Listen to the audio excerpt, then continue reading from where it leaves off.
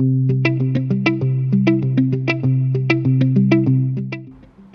everyone, I'm Angela from Internet Plans, and today I'm doing my bullet journal setup for October 2020. I'm really late this month. I know I actually filmed this really early, but then I procrastinated for so long that I only uploaded this video today. Hopefully I'm more on top of it next month. So this month I'm starting a new bullet journal. I didn't expect my previous Bujo to be fully used up in only 9 months, but that's what had happened, and so I had to move some things to a new journal.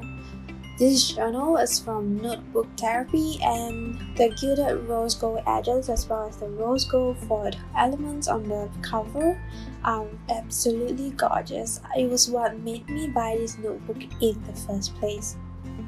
In this new notebook, I decided to create a monthly view for each month up until December this year. I realized I needed that so that I can write down deadlines and random upcoming events in months that I haven't set up yet. I started out with a 2020 cover page, using some vines and leaves as decoration. I felt that was the easiest way to fill in the white space around the words without it going out of season for the next 3 or so months. Right after that, I started out monthly overviews, again with the similar theme of plants and leaves and mostly pine trees. I don't think the pine trees turned out quite how I wanted it to, but overall I think I did pretty well for each spread. I tried to keep it different for each month, a little variety each month to ensure I don't feel like they are exact duplicates, so they would keep my interest in writing in these spreads. By now, I know myself well enough to anticipate myself feeling dispassionate in filling these spreads up if I don't feel inspired by them. Similarly, that was how I planned my October Bujo setup. The cover page turned out pretty simple and minimalistic. I didn't want to crowd the page with too many doodles like how I used to with stickers, and I was hoping that a hanging star could be a somewhat subtle preview to what I planned inside. The next spread will be the October monthly overview, and one of my favorite spreads to date. As I recently am trying to draw more characters and refine my drawing skills, I decided to incorporate that in my bullet journal spreads as well. This particular witch drawing was one I did while using a picture as a reference.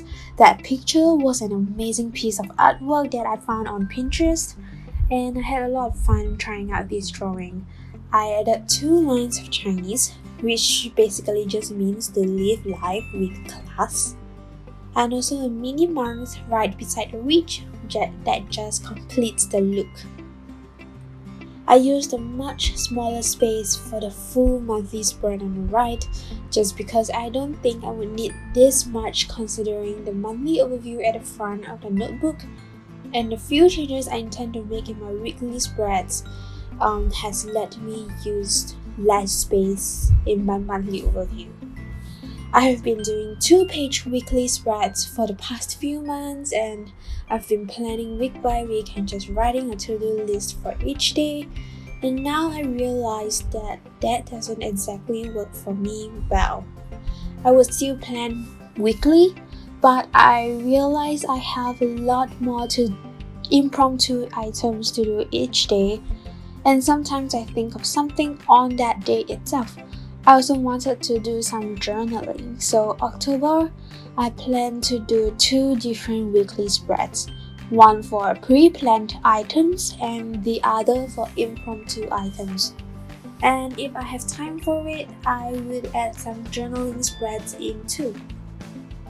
The next spread I did is the monthly goals and habit tracker spread. As you can see, I was trying to stick to Halloween characters and theme, and for the monthly goals page, I decided to do a vampire. I'm not very good at drawing male characters, and this vampire took me a while. I think I was pretty satisfied with the sketch, but it became kinda wonky after I did the line art, so I'm not sure how I feel about it now. I guess I need a lot more practice with character illustrating. The habit tracker spread is a lot simpler with just a couple of stars and a huge moon that are meant to be what the vampire was looking at. I drew one square for each day of the month for each item I wanted to track. As always, I track my exercise, hydration, reading, and drawing practice.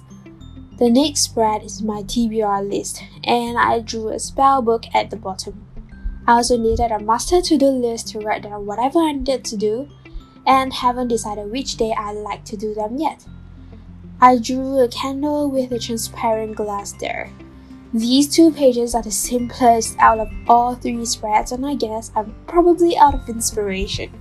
I might need to start planning earlier for November spread, just so I have more things to draw or I have more time for brainstorming. So this is my October Bujo setup, and hopefully I'll remember to film a flip through and add it to next month's Bujo setup. Thank you for watching my setup video, and I'll see you next time. Bye!